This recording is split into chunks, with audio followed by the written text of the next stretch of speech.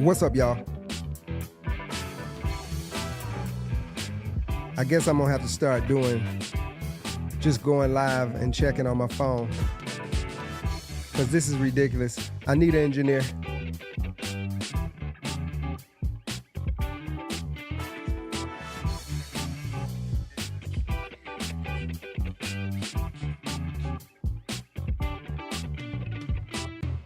What's up, y'all? What's up, y'all? We just had another malfunction. I don't know what it is. Yes, I do. I'm not a tech guy, so I run into little adverse situations right before I go on. But I want to get right back to, I know time is of the essence. It's our Sunday, but I want to welcome everybody to the show. This is the Pattern Disruption Podcast. This is something that we do. This segment that I'm doing this month is something that I do. It's called the DCA Challenge. I did it in February, and I ran it back this month because I just thought it was necessary, and it motivates me to keep investing regardless to what the market is doing. Keep investing. My uncle always told me, invest today and don't look at it for another 10, 20 years. And when you do, make sure you got a doctor with you, because you're gonna pass out when you see how much money you made passively without doing nothing. But I want to welcome everybody to the Pattern Disruption Podcast. Shout out to everybody that supports us.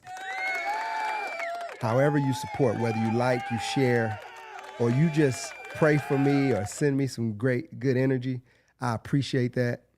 I know if you know, doing anything creative like this takes a certain level of risk, ambition, and it's a process. So any type of support is greatly appreciated. I'm gonna talk really quick about money is not the motivation for what I'm doing here every day. Now, I may be guilty of wanting time freedom, and you need money to have time freedom. I may be guilty of wanting my daughter to have the best experiences, wanting my family anybody in my family that's suffering through poverty, maybe I'm guilty of that, but I'm not guilty of just wanting money for the sake of showing other people that I have money. That's really not my motivation. I talked a little bit about, today is my grandmother's birthday, Lucy May, Saint Lucy May, the juice. And she always was a motivation for me. It wasn't a super materialistic lifestyle I was raised in. I remember on Sundays, we would go to church, we would leave church, we would eat, and at any given day, she may have a property or something that needed to be clean because she had a new tenant coming up, and we would all go to the house together as a family. And my grandfather would be the plumber. He was always the plumber. He would take his pipe wrench and his washers, and he would go and fix any leaks that the house had. Me and my grandmother, we would do the cleaning, the painting, sweeping, and my cousins as well. So it wasn't just me. Sorry about that. It wasn't just me, it was my cousins, and this is what we grew up in. We thought it was normal. We thought every family was not so much in real estate, because we didn't know we were in real estate. We thought we were just landlords. I remember people would come sit at our table, and my grandmother would sit across from them and vet them when they were moving in. She would take the security deposit and the first month's rent, and we would sit there and talk, and she would be stern with them, and I just would look at her and say, this lady is something else. But she was actually from Arkansas. Her and my grandfather came from Arkansas, and she was always that way. She got kicked off the plantation by the white owners on the plantation. She wasn't on the plantation, it was sharecropping. So she wasn't a slave, but she was a sharecropper. And she got caught buying her fertilizer, grains, whatever you used to use in the plantation, from outside of the sharecropper that we had. She went out off the land and bought it from somewhere else, so she wouldn't be caught in this cycle of debt with him. And he found out about it. And I remember she was upset with my granddad because he went into another lease with this sharecropper against her. I think she told him that she wasn't going to do it. My grandfather didn't really want to go through the hassle, I guess, and he signed something. If I'm, and if any of my family that hears this, y'all can kind of correct me if I got something off. But I do know that the white man, the sharecropper, came to her and said, "You got to go. You going to ruin the rest of my niggas." This is what he told her. And he kicked them off the plantation. She talked about that, and that's who she was. She was not one of those people that went by the status quo. She would make us clean up the yard and then pick up paper all up and down the block. It was just she was unorthodox with it. Like, I used to wonder, like, why are we cleaning up in front of other people's house? We should stop right here at our driveway, and we should stop at this driveway. And I remember we used to cut the grass, and the house was empty next door. She would make us keep going across that yard and cut that grass. And I used to ask, like, why we got to cut the grass next door? Let them cut the grass. She said, well, see, that's going to affect the way your house looks. That's going to affect the way the neighborhood looks. And if the neighborhood looks bad, the value goes down. If the value goes down, that's taking money out your pocket. She was different, man. She was different. She was what I consider like the first. They talk about boss chicks. Listen, I remember watching her at the dining room table, filling out checks, sending checks to insurance companies and contractors. And one story that I definitely want to talk about is a house in the city that was like a prestigious house in my city in Detroit. And we still own it today, but we used to ride by that house probably once a month, and while we were going to garage sales and stuff like that. And she would send me up to this house periodically, and she would give me a letter to go up to these houses, and I would put it in the mailbox. And I remember one day I asked her, I said, "Grandma, why you keep sending me up to these people's house?" And she said, "I want to buy that house." And I said, "Well, it's not for sale." And she said, "No, it's not. But guess who they're going to call if they get on hard times or if they want to sell it? I offered them a cash deal." And I said, wow. And I remember the guy, I can't remember his name, but he literally fell on hard times. And I remember he fell on hard times and he called my grandmother first before he put it on the market. And we bought the house, and it's just amazing. That was the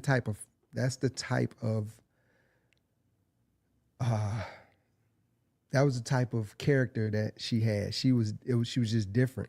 And she used to talk about her dad, which is my great grandfather, Dan Starks, and how he was the one who planted that seed in her and her brother and her other sister. They just planted this entrepreneurial seed in them back in Arkansas, and she ran with it, man. Like, she was amazing. And so if she was around today and social media was out, she would be viral. She just was that type of person. She had a big personality. She had the audacity to feel like she just had the audacity to walk in a room and feel like she belonged and she could sit at the head of the table. And so some of the things that I do and some of the things, it took me a while because of a bunch of different reasons to really accept the call. And, I remember people saying certain things about me in the past, positive things about how they saw something in me. And I didn't want to accept it because once you accept that, now you got to look a certain way. And I just wasn't ready to change up my day to day. And I ain't going to say that's where I'm at now, but I will say this. My grandmother, my grandfather, they were perfect examples of not only did they stay together for 40 to 50 years, they weren't perfect. Let's not get it wrong. They didn't even sleep in the same bed. I never saw them in the same room sleeping together. No, yes, I did in the beginning. But they stayed married. I never remember any arguments about cheating or any of that kind of stuff. I guess they were 60 when I was born. So if they were doing that, that was probably before I was born. But in essence, I just want to say that I owe my ambition, my zeal, and my life to my grandparents, and I say that because my mother had 5 miscarriages before me, and this is all intimate stuff that I normally wouldn't discuss. 5 miscarriages, and my grandmother found out about some type of I think it was like the cervical tie or something where I could stay in the womb. And I was literally the only one who made it from her. So I'm an early child. And she would tell me, wow, bro.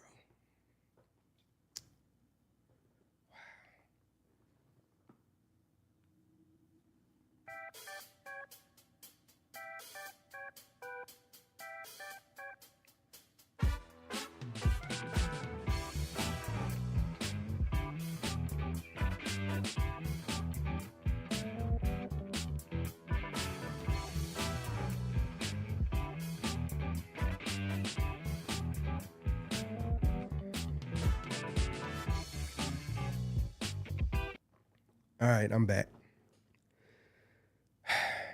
Yeah. So shout out to my grandmother. Shout out to happy birthday. I honor you. And just want to tell people it's not about money. It's more about time freedom. It's more about helping people out. Some people give away more money than you make in a year. They give it away. And if you want to do good, you have to, like they say on a plane, you have to put your vest on first before your mask on first before you help anybody else out. You cannot help your community. You cannot help your family, your children. Your territory can only be so big if you don't have resources. So it is necessary. It's not the end all or begin all. We know that. And sometimes people see me and they think that this is my theme, money, money, money, money. Nah, that's not it. That's not it. But I do want to let all you guys know that Bitcoin is it's very rare.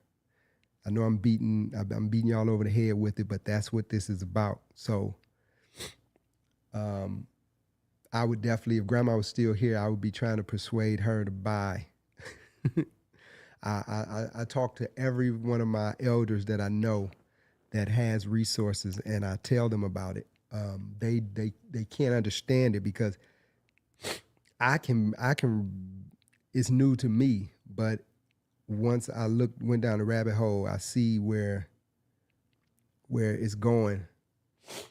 It's not a matter of if, it's a matter of when. And as long as the internet is around, now if a meteor comes and hits the planet, then we're gonna have a problem with that. But we're gonna have a problem with we're gonna have bigger problems if that happens. So yeah, I try to persuade people in my life and people that come across this video and this month. I'll probably be doing this challenge again. But like I say, in February we did it and I was putting $100 a day in. And that's not necessary. This is something where you can put $10, $5 in as long as you are consistent. I can almost guarantee that you'll thank me and the people that inspired me to get involved in it. So, I'm not gonna keep y'all long. Shout out to everybody that came through today. Money's not the motivation though, y'all. It's much bigger than just money. There is a wealth transfer going on though, and I don't want you to miss it. I don't want you to be misled by the market. So in the past, we had real estate. You had there were just certain passive things that you could do to invest your money. You can put it in stocks, you can put it in real estate. This is a new asset that most don't know about. Some people won't even know about this. It'll be done, and some people will never even hear about it because they're really buying it. I just looked at an ad where Wells Fargo just went from 20 million invested in Bitcoin to 160 million. So that's big. So now that these institutions are taking hold to it, it is going to skyrocket. And I want you to be involved. So make sure you get on one of these platforms. What we're going to do is when at the end of this segment, at the end of this month, I'm going to have somebody on that can talk to us about transferring your Bitcoin or whatever crypto you have to a cold storage wallet. That is really important that we know how to take it off those exchanges. Those exchanges, I'm not going to say they're not safe, but you might as well have your money in the bank if you have it on an exchange. And you know how banks can do. They can be hacked. They can be, all kind of things can happen. They can just say, we don't have it no more and we're going to give you, we may be able to cover it, we may not. So I'm going to bring somebody on that's going to teach us how to transfer it. I'm not versed enough in it to take that responsibility and have you mess up your money. Sorry about that, y'all. I got over a cold, and I got a little emotional about grandma. So, but thank y'all to everybody that commented and liked my posts about grandma on her birthday. I appreciate y'all. Some people know me through her. They found my page because of her. So shout out to all of y'all. I'm gonna buy some Bitcoin today, $25. Like I say, I'm gonna put it I always put it in my story so we can be transparent and let you know I'm not taking you nowhere I'm not going. So again, this is not financial advice. This is my opinion. If you want financial advice, please seek guidance from a licensed financial advisor. And with that, I'm going to close out. I appreciate the love, the support, and let's keep investing. Let's keep dollar cost averaging, and let's keep disrupting. Peace.